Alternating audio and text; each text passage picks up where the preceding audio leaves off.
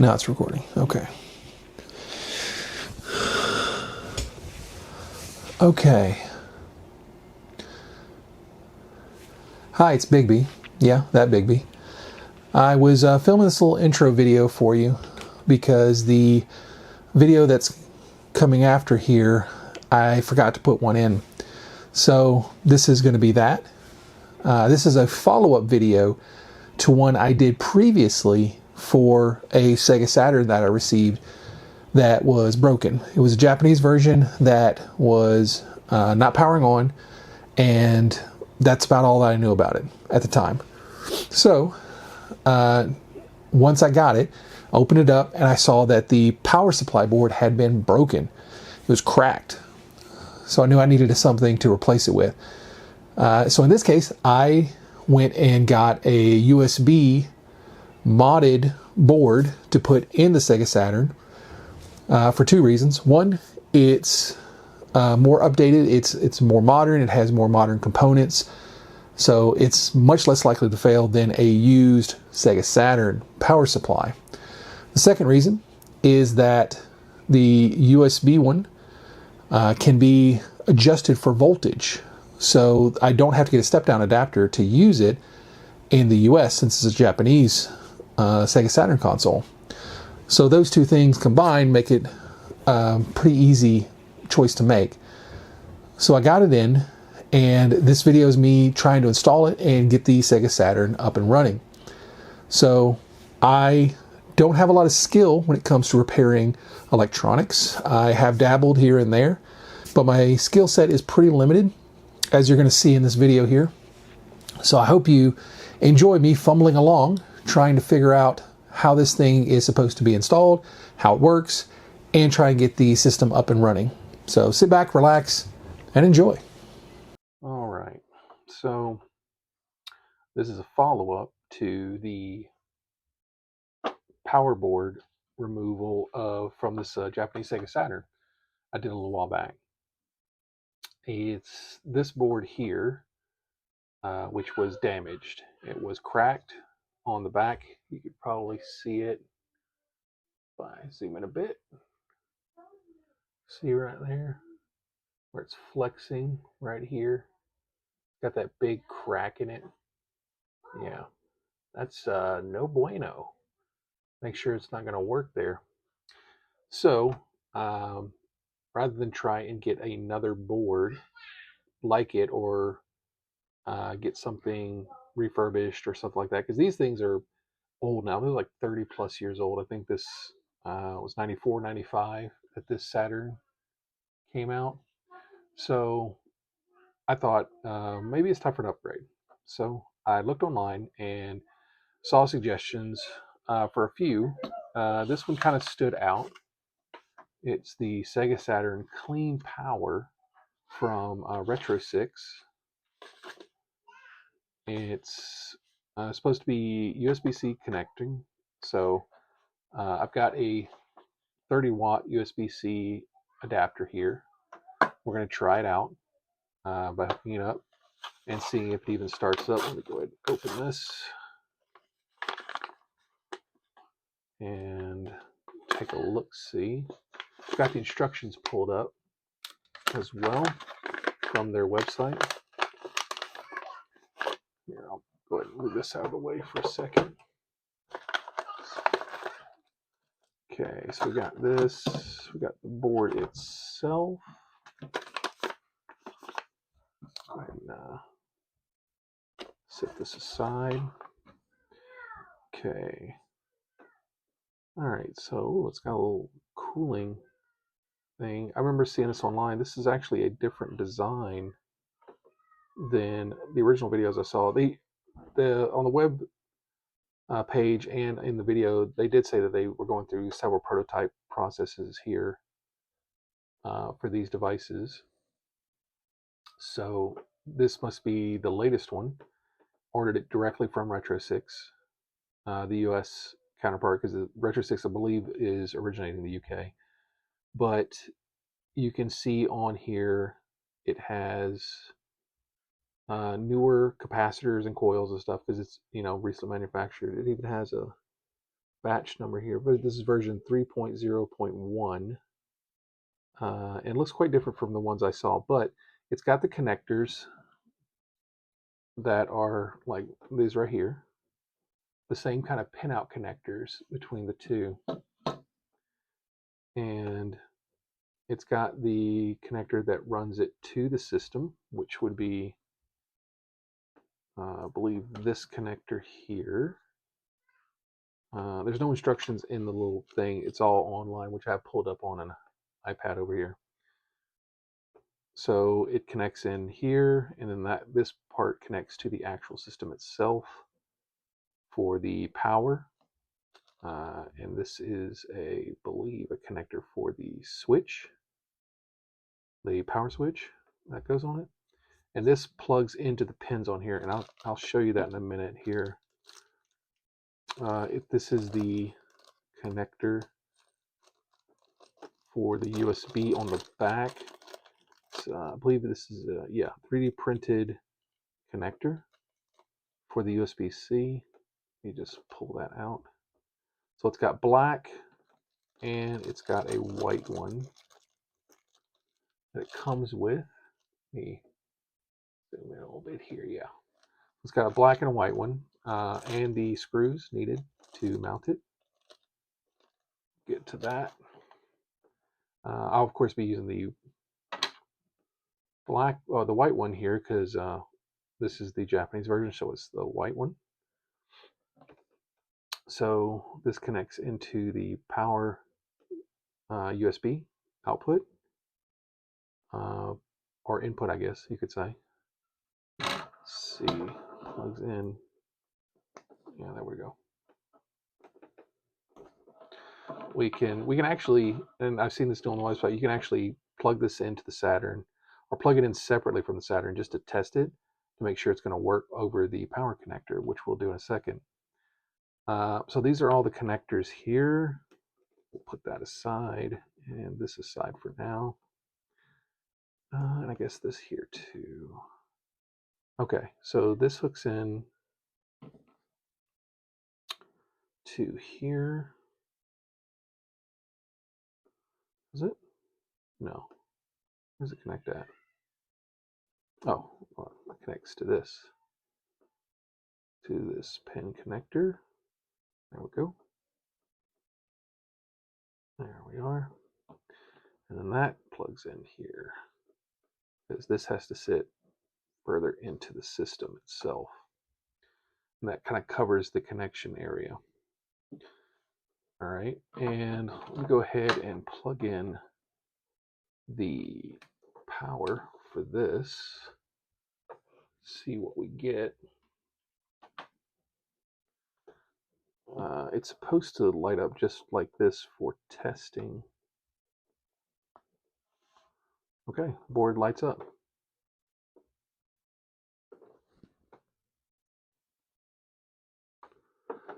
Seeing if there's any sound, coil whine or something, maybe. No, as far as I can tell, it's quiet. It's lit up. It shows the little indicator for USB in here. USB in right there. That lights up. You can see the switches, power on test, and logic 5 volts. And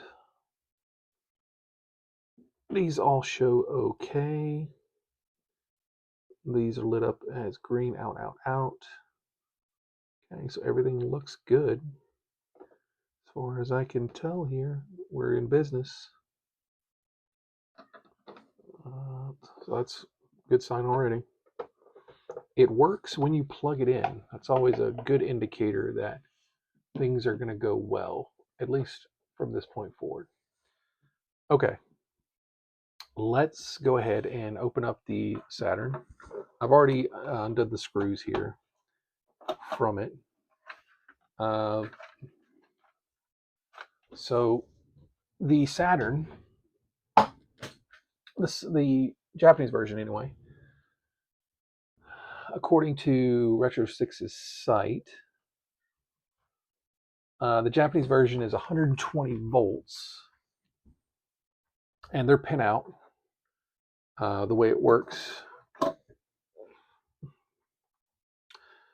is on the original board anyway. You can zoom in here, and I can see it here, but you can't really make it out easily. But it's ground, 3.3 volts, 5 volts, 9 volts. Yeah, ground, 3.3 volts, 5 volts, 9 volts for this particular version. So that's what we have to make sure this is set on, because it's got little switches on it that you can adjust the power rating for, because it's going to be different for Japanese versions, European versions, and US or North America versions. So you want to make sure those are correct. Otherwise, you could fry the board, which is no good. So what we need is to verify that these switches are set correctly on the board. And Clean Power says the setting should be 3.3 volts, 9 volts on this board here. So right now, from what I can tell, the little switch here is at 3.3 volts. I don't know if you can see that really well, but that's set to 3.3 volts. The switch is to the left, and this is set to 9 volts. The switch is pushed over to the left. Let's see.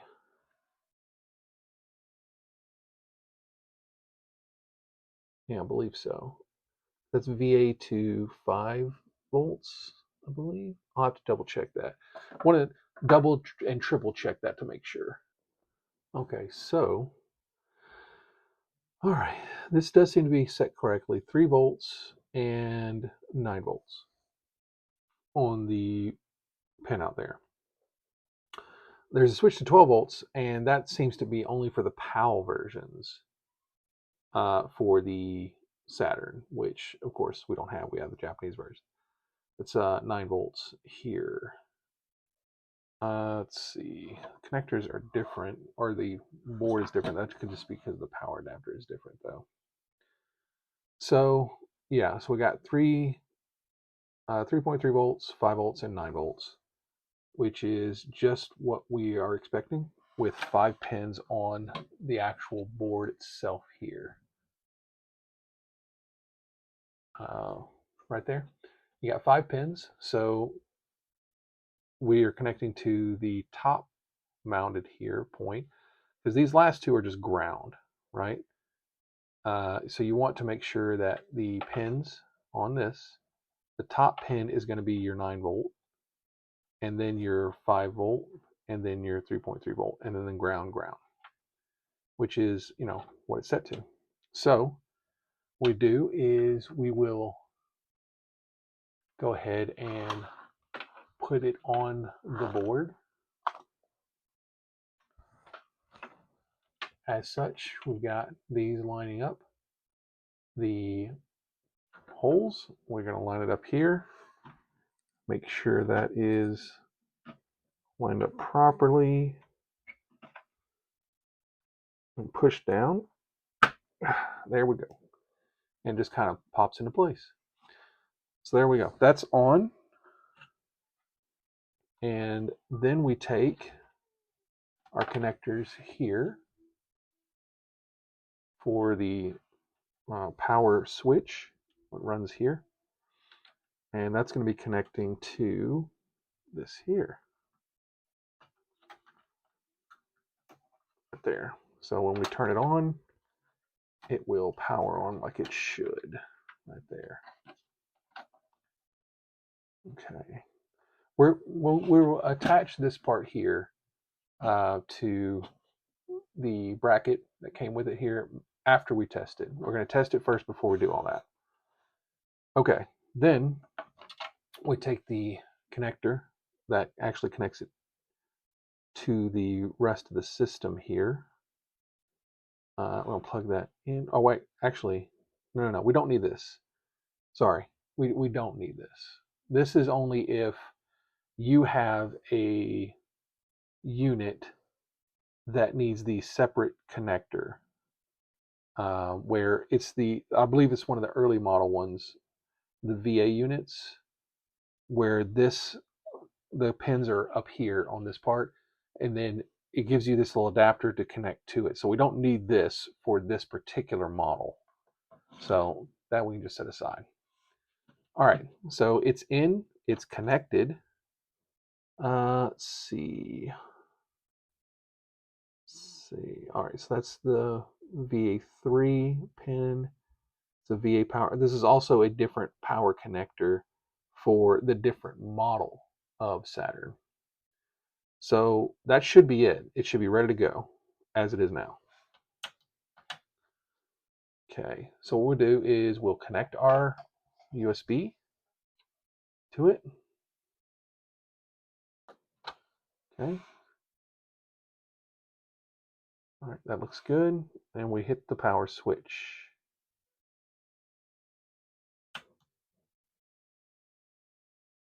Okay, that is lit up.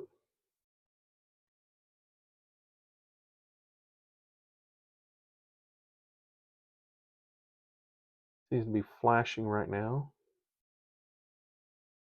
which I think it could be because that is open.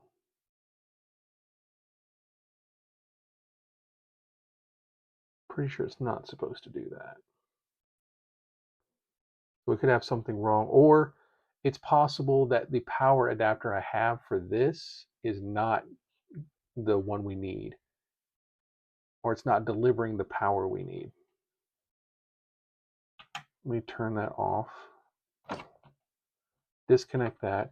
I do have a tester to test the input for the power, so I'll hook that up, and I'll move this here so you'll be able to see it better. Okay, we'll hook this in. Okay. Welcome screen came up. Okay, so it's flashing. Comes to welcome and it goes off. So more than likely there's a problem here. It's not getting the power it needs. So I probably did something wrong. I'll have to double check through everything and see what I did wrong. Maybe one of the switches isn't correct. It's supposed to be set to 5 volts to 3 volts. I don't know for sure yet. I'll have to see. So we'll go through and we'll check on their setup here. Let's see, so plug it in.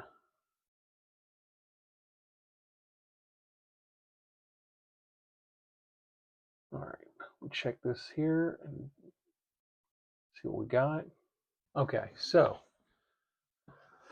we need first to test if the connector that's coming in is good. I've got a multimeter here. We're going to test this out. I'm going to test the board out, make sure that the power going in is what it's supposed to be.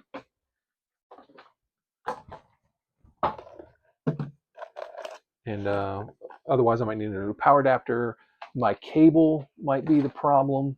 I've run into that in the past where I don't have the right cable hooked up. It can be very annoying to diagnose that if you don't have the right cables or adapters. So I'm using a 30 watt USB-C power delivery adapter, and I've got a USB cable here that I had thought was good for power delivery. But as you can see on the board, there is little testing pads for the 12 volt, the 9 volt, the 5 volt, and the ground. So we can test that by going and connecting to those, doing for the test points and make sure that it's actually receiving the amount of power it's supposed to.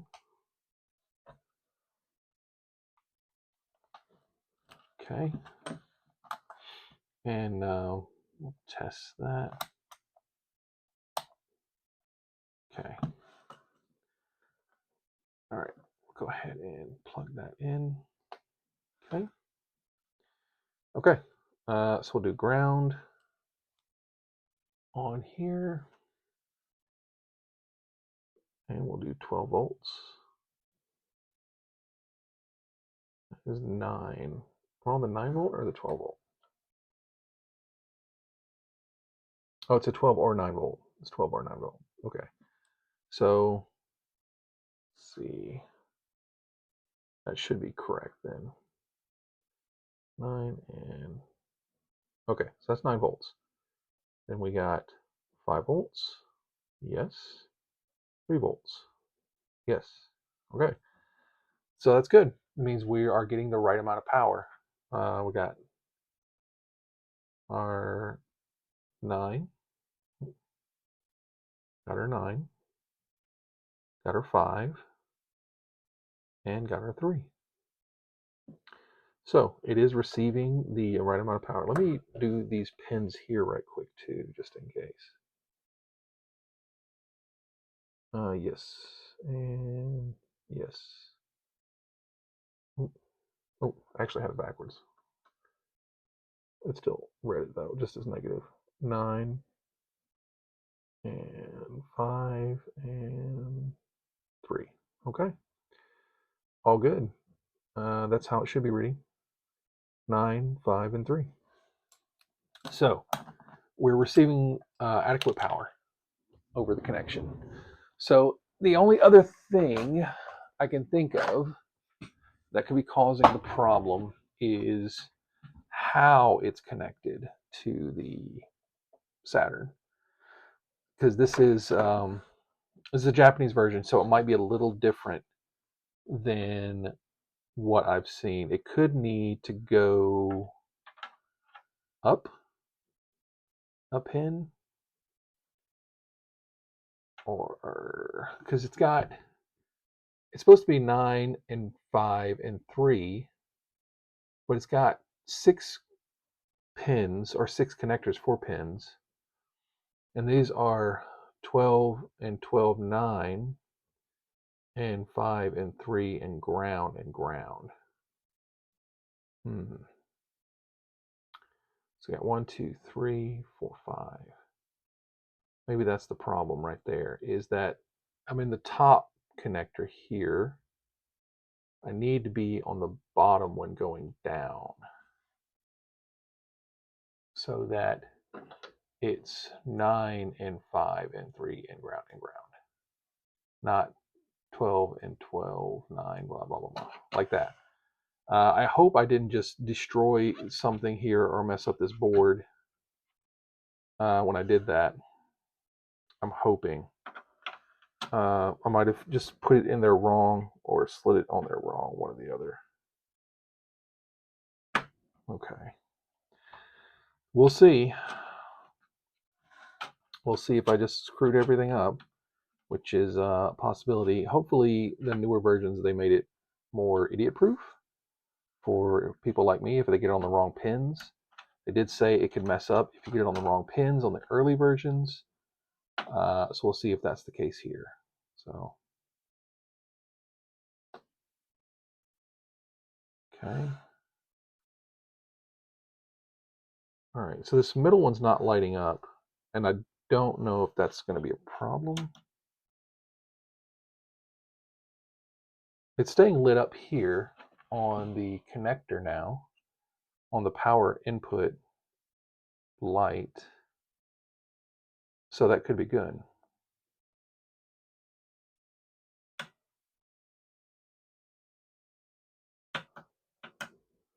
Although that's not, doesn't seem to be turning off now. So I might still have a problem here somewhere. Very likely. Okay. Well, that is not working, or at least it's not turning off like it should. I don't think. I'm going to double, triple, quadruple check that I didn't get something wrong. It should be simple as just plug it in and go, but I can mess that up, no problem. Okay, so after some trial and error and checking these connectors here, I think I might have found the problem. I didn't see this in the instructions, but there is a switch on here. I don't know if I can show you it or not. It's right here. It's the power on test switch, um, which was set to on by default, and I left it that way and connected it to the system. Apparently, don't do that because it'll just essentially be on all the time. Even if you press the power button off on the system, it will keep on just lighting everything up, and you can't tell if it's on or off. So that is good news. That's on, that's off. Okay. Zoom back out. So now I can hook this up. Okay. And the LED lights come on. The USB in and the logic light here. All the other lights remain off. So now, now that the power switch is hooked into the system, I press the power on, and then it all lights up. You've got your 3 volts, your 5 volts, and your 9 volts. All of them are lit up now, ready to go. Now, since I don't have any discs currently to test this with. We could always try like a music disc or something like that. What I'm going to do is I'm going to hook it up to a test system or a test TV I have here, and we're going to check it out, see if there's anything on the display. It's supposed to show you the default menu screen when you turn it on. So we're going to do that. Okay, so I have the test TV hooked up right now. It's one I use often for testing systems like this one. It's just a small little JVC, but I found it very useful, especially because it has multiple old connection types. It's got composite, component, S, and S video, which is kind of hard to find, especially on some of these newer TVs, especially ones so small. I think this is maybe a 17-inch little JVC TV I've got.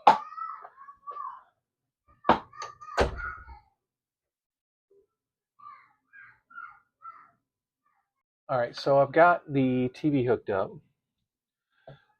It's a little JVC TV that I use for testing on all kinds of equipment like this right here.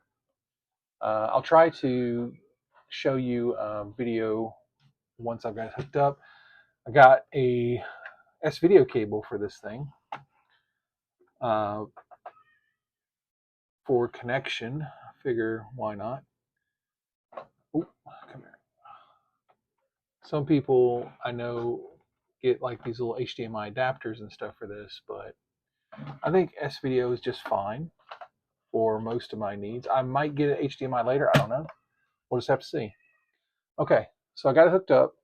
We're going to plug it in. All right, I'll turn it on and see if we get anything. Now I got to figure out which input it needs to be on. TV. Digital channel. I don't know what that means. Oh, it's the signal. Video. So I've got inputs are video and component.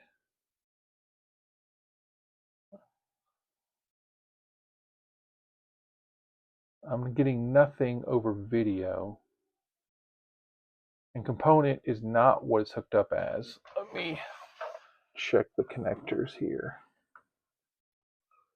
Okay, that's S video. Video and S video in.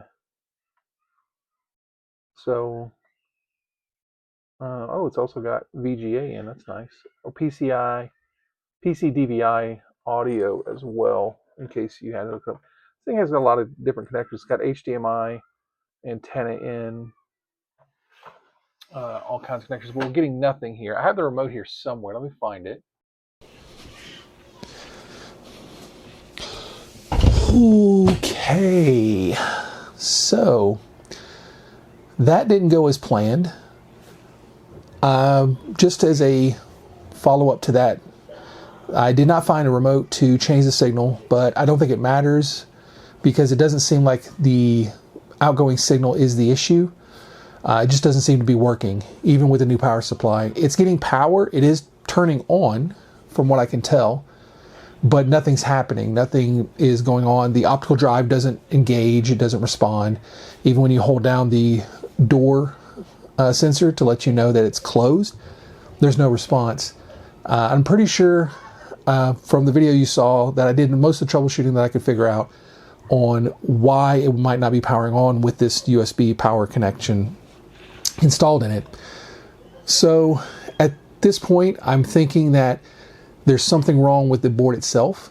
So I'm going to go ahead and order a capacitor kit from the same company that I got the USB board, Retro 6. Have them send that in. I'm going to replace the capacitors because apparently that is a common problem for Sega Saturns of this age, is that some capacitors go bad, which causes it not to work. I mean, it's possible that it had a board issue and something wrong with the capacitors, so we'll have to see. So once I get it in, I'll do that video, and you can come along with me and see how I do there. Thanks for stopping by.